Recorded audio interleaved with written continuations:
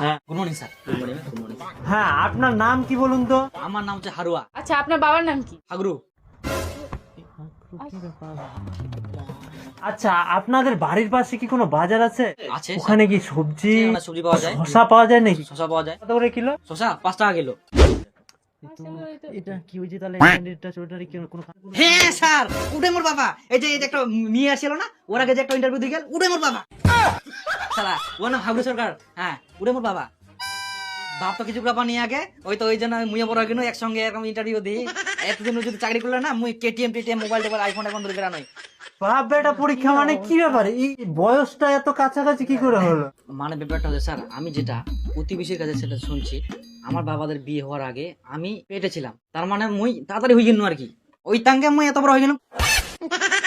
এখন বলেন এখনকার সমাজে বাচ্চা কাচ্চা পুলটির মতো বড় হয়ে যায়।